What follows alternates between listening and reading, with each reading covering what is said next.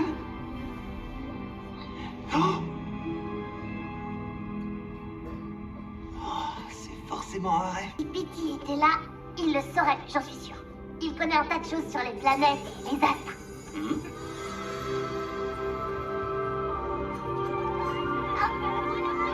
Salut, bonjour à tous, j'espère que vous allez bien. On est aujourd'hui le jeudi 15 décembre. J'avais dit aujourd'hui je ne vlog pas, je me fais une petite journée off, pause, parce que ce matin je suis allée à la sortie scolaire de mes garçons. On est donc allé au cinéma, je vous ai mis quelques extraits juste avant. Et j'avais dit jeudi après-midi j'ai beaucoup de travail autre, mon vrai travail à faire. J'aurais pas le temps de vlogger, de faire du montage, etc. Mais, inattendu, j'ai reçu ma box de chez Hurlevent. Et comme, si je ne l'ouvre pas tout de suite maintenant ce jeudi, je vais me faire spoiler de partout sur Instagram par les autres voix qui n'ont pas envie d'attendre pour faire des réels et des posts, je vais l'ouvrir tout de suite avec vous. J'ouvre ma box et je vais travailler. Sachant qu'en plus, j'ai Noam qui est là cet après-midi puisqu'il est toujours malade. Donc ce matin on est quand même allé au cinéma avec l'école. J'ai la musique de mercredi Adam dans laquelle un carton dans un carton. Je suis sûre du coup que c'est bien ma box sur le vent et pas le swap Hurlevent et Santa Secret. Alors,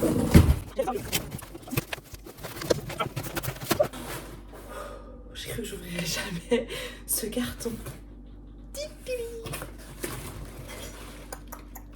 On va commencer par ça, le petit parchemin. Elle a été secouée, je pense, cette box. Oh, une violette. Je ne peux pas en dire plus, mais on a une très jolie violette. Très chouette ce petit parchemin. Ensuite, on a deux pièces d'échecs. Très en rapport, évidemment, avec le roman. Une petite montre à gousset. Toujours très personnalisé, très recherché les goodies chez Hurlevent. Du thé vert géranium violette. C'est sympathique. Je vais l'ouvrir. Hein. On voit les petites couleurs. Oh, c'est horrible ces petits trucs. Je sais plus dans le colis à qui j'en ai mis plein. Le colis, peut-être là le colis à Magda. Alors, et en dernier, on a le roman. Oh là là, il est tellement beau. Incroyable. Ah, il est trop chouette. Avec la très jolie illustration. On en a parlé pendant le live. Elle est magnifique. Le petit marque-page. Angleterre, fin 19e siècle, une jeune orpheline recueillie par un étrange tuteur, un manoir lugubre prenant racine au cœur de la forêt. Des amours scandaleuses. Des portes qui s'ouvrent et d'autres qui restent closes, une partie d'échecs qui s'éternise. Au-delà des apparences, la danse peut s'avérer macabre. C'est un roman plein de tensions, de tentations que nous offre Nora Lake avec une écriture douce et poétique, tranchant avec une obscurité oppressante tout au long du roman, des bruits de pas, un mouvement dans le miroir, la sensation d'un contact sur la peau. Il est dark, parfois même dérangeant, parfait reflet de l'âme d'un être humain. Oubliez Jenner et Mr. Rochester, Anne et Frédéric, Monsieur Darcy et Elisabeth, certains personnages de ce roman vous offrir une histoire plus sombre. Il est tellement beau, il va aller rejoindre les autres, je le kiffe trop. Vraiment, je redis mes descendre sur tes mains. Le vlogmas numéro 14 lui est entièrement consacré. Si jamais vous ne l'avez pas vu, foncez voir ce vlogmas. Merci les éditions Hurlevent. Merci Nora de nous avoir proposé une si belle histoire. Merci aux éditions Hurlevent encore pour ce trop chouette colis. Je vous l'ai déjà dit, mais les filles, je trouve qu'elles font un travail incroyable. Et j'ai énormément de chance d'être une voix Hurlevent. Sur ce, j'arrête de vlogger pour aujourd'hui et je vous reprendrai demain. Je vous reprends, on est vendredi en fin de journée. La luminosité, c'est parce qu'on a fait le mieux, c'est pas grave. J'ai voulu changer de place pour changer un peu de lumière, mais à cette heure-ci, ici, je ferai plus. J'ai eu une journée hyper chargée au niveau du boulot. J'ai pas du tout pu vous reprendre avant. Là, on est en fin de journée. Le soleil est en train de se coucher. Enfin, en fin de journée.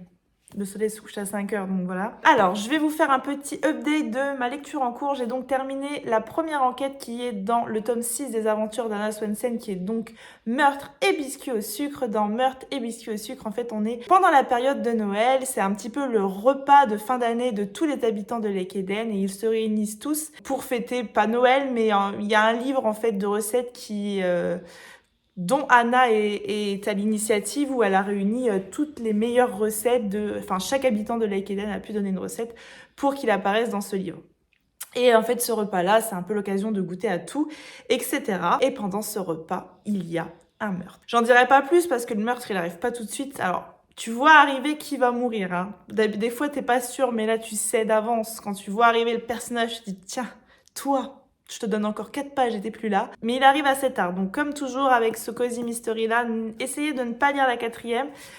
En plus, je vois que, du coup, j'ai lu maintenant, je sais. Et à partir d'ici, c'est le 2e tome. J'ai trouvé hyper intéressant ce tome 6 parce que, enfin, cette première enquête du tome 6, parce que c'est un huis clos. C'est-à-dire que tout se passe dans cette salle, dans cet endroit où ils se réunissent tous. Et ça se passe sur la soirée, en fait, l'enquête, etc. J'ai trouvé ça hyper cool. Un petit côté Agatha Christie que vraiment j'ai beaucoup aimé. Voilà, j'ai adoré cette enquête. Je suis pas très contente parce que il y a 2 teams, hein, il y a 2 prétendants pour Anna, pour ceux qui connaissent pas le Cozy Mystery. Il y a Norman, le dentiste, le bon garçon de bonne famille, et il y a Mike, un petit peu plus bad boy, etc., qui est donc l'adjoint du shérif. Et moi, je suis team Mike à fond, sauf que dans ce tome, Mike, c'est le gros macho de base que j'ai détesté. Alors, faut plus faire ça dans les tomes d'après, parce que sinon, je risque de repasser Team Norman et de mettre Mike aux oubliettes. Ça ne va pas du tout, du tout. Voilà, je vais faire une petite pause dans la lecture de ce tome-là. J'avais dit que j'attaquerais certainement le Karen Pond. Finalement, je vais pas attaquer Karen Pond, je vais attaquer une épreuve non corrigée pour le Duc Ezo. C'est un livre qui parle des signes, de comment on repère un signe, etc. Donc voilà, je sais pas trop si je peux vous en dire plus tout de suite, mais je vais attaquer ça, je vais lire ça sur le week-end. Sinon, j'ai fait pas mal de petites réceptions. J'ai d'abord reçu un livre des éditions Lattès. Alors, je n'attends rien des éditions Lattès. Chère Angélique, voici l'instruction pour vous de la part d'Isabelle Soren. À bientôt. D'accord, donc c'est l'autrice qui demande à me le faire envoyer, c'est hyper gentil. Donc j'ai reçu ceci d'Isabelle Sorrent, l'instruction. J'ai lu l'année dernière aux éditions Lattès un roman de l'autrice, je ne sais plus le titre. La femme et l'oiseau, voilà, que j'avais beaucoup aimé, et je suis très contente de recevoir ce nouveau roman de l'autrice. L'instruction est un mystérieux exercice d'empathie, pratiqué par d'anciens maîtres nomades, consistant à s'imaginer à la place d'un animal conduit à l'abattoir. Lorsqu'Isabelle Soren décide de la suivre, elle n'imagine pas que cela la conduira à l'intérieur d'un élevage industriel et à un questionnement bouleversant sur l'écriture et notre lien aux autres espèces. Cachées à la périphérie de nos villes humaines se trouvent d'autres villes secrètes, automatisées, où des dizaines de milliers d'animaux sont enfermés. Que se passe-t-il quand nous croisons leurs regards? Dans un style envoûtant, l'autrice raconte une quête spirituelle moderne reliant le destin de bêtes de somme au nôtre. Car humains ou animaux, tous sont emportés dans une course frénétique, happés par une logique fatale à laquelle l'instruction oppose sa magie poétique, faisant de ce roman d'initiation fascinant une déclaration d'amour à la littérature. Hyper intriguant. Je suis très touchée par le sujet et par l'élevage des animaux. Parfois, je me questionne sur le fait d'être végétarienne. Je suis pas du tout végétarienne, hein, je mange de la viande. Alors, j'en mange très peu, contrairement à mon enfance où j'avais de la viande tous les midis, parfois même le soir. Enfin, souvent le soir, j'avais de la viande à tous les repas quasi. Je me questionne vraiment par rapport à ça. Déjà chez nous le soir on ne mange plus du tout de viande ni de poisson, etc. Et je vais manger de la viande 2-3 midis par semaine. Et c'est une vraie question chez moi, d'être végétarienne.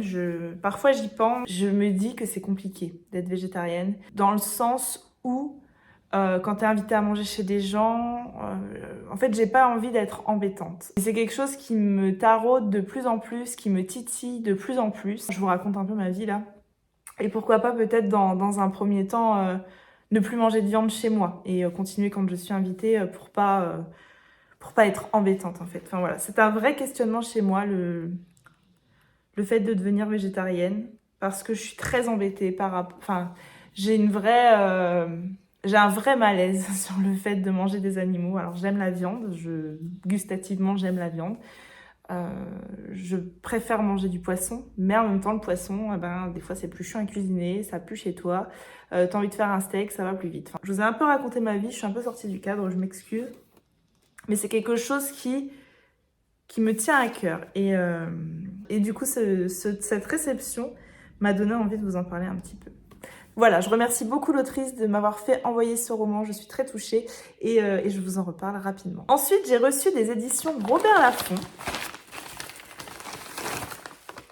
Un chouette colis. J'ai été contactée par les éditions Robert Laffont pour savoir si j'étais intéressée de recevoir le dernier roman de Marc Lévy, Éteignez tout et la vie s'allume. Elle avait entendu l'histoire de gens qui se sont rencontrés au bon et au mauvais moment, de ceux qui se sont aimés jusqu'au bout, de ceux qui ont aimé sans pouvoir le dire, de ceux qui pensent au début j'ai tout raté, et puis ensuite. Alors il est très court, parce qu'il fait 200 pages et il est écrit très très aéré. Je vais le lire très très vite, ce Marc Lévy. Et les éditions Robert Laffont m'ont proposé de faire gagner un livre et d'aller le déposer dans un endroit très précis à Reims, parce qu'en fait, de ce que je comprends, il y a des rendez-vous manqués, etc. Au niveau de grandes horloges dans ce roman-là. Et les éditions Robert Laffont m'ont demandé d'aller déposer ce paquet à la cathédrale de Reims. Donc voilà, samedi. Normalement, j'y vais samedi. Toutes les infos sont sur Instagram. J'y vais samedi déposer ce roman-là à la cathédrale de Reims. Et je serais ravie que ce soit l'un d'entre vous qui trouve ce petit paquet cadeau de la part de Robert Laffont. Je les remercie énormément pour leur confiance, pour me permettre de gâter quelqu'un et aussi pour m'avoir envoyé ce roman. J'ai un autre colis à unboxer, mais je l'ouvrirai dans le vlogmas de demain parce que j'ai envie de prendre mon temps et que là je suis déjà ric-rac. Il s'agit de mon swap de lectrice Charleston qui m'a été envoyé. Donc j'ouvrirai le colis demain avec vous. J'ai été le chercher hier. Il me nargue ce colis parce que j'ai trop envie de l'ouvrir. Je suis une grosse curieuse. Et sinon, dans mon calendrier de l'Avent, hier, on était le 15 et c'était donc un livre. Et Tatane m'a offert Ce que les étoiles doivent à la nuit d'Anne-Gaëlle Huon. Anne-Gaëlle Huon, c'est une autrice dont j'ai lu qu'un seul livre. Que j'ai adoré et je n'entends que du bien de ses autres livres. À chaque fois je me dis il faut absolument que je les lise et voilà, les plannings, les millions de livres qui existent sur Terre et que j'ai envie de lire. Je ne suis pas retournée encore chez Anne-Gaëlle Huon, mais du coup ce sera l'occasion avec celui-ci qui me faisait très envie, qui était sur ma wishlist. Je trouve qu'il est trop beau, il est très punchy. La réédition au format poche, chez Livre de Poche, je le trouve hyper chouette. Un grand merci Tatane de m'avoir glissé ce roman dans mon calendrier de l'Avent. J'ai trop hâte. Voilà, je vais clôturer ce vlogmas ici. Jeudi, vendredi, j'ai eu 2 journées extrêmement intenses. Donc une fois de plus, ce n'est pas le vlogmas le plus palpitant de la Terre. Mais j'en reste sur mes bases quand même. Je vous parle de livres, je crois que c'est l'essentiel.